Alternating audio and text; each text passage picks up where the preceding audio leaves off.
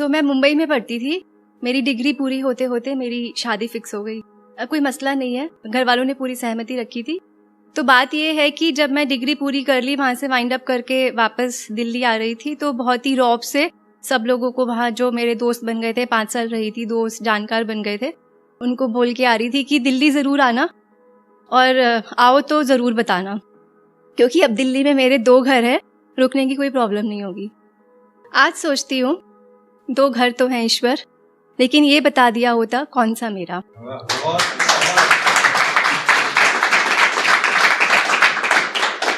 एक घर में मैं ताउम्र पर आई थी, दूसरे में पराए घर से आई थी। एक घर में मैं थी मेरे जैसी, दूसरे में पता नहीं मुझे शख्सियत बनना था कैसी। एक पर अधिकार था मेरा कभी, अब वहाँ मैं मेहमान थी कहलाई। दूसरे में मेरा सिर्फ वही था सामान जो मैं साथ लाई।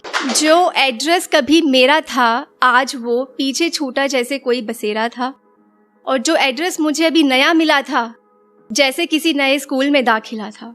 अब क्या, अब जिंदगी कट गई। अब एक जगह को अपना घर बनाने की जद्दोजहद में जिंदगी कट गई, लेकिन वो भी कुछ ज़्यादा दिन न चला और मेरे बेटे की शादी हो गई। तो देखिएगा कैसा ट्रांजिशन आ रहा है।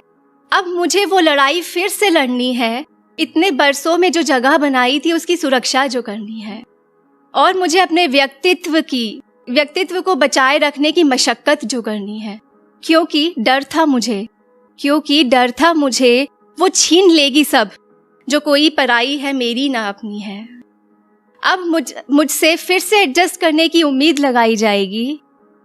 किसी दूसरे की भावनाओं का भी ख्याल रखना, हर तरफ से ये आवाज़ आएगी।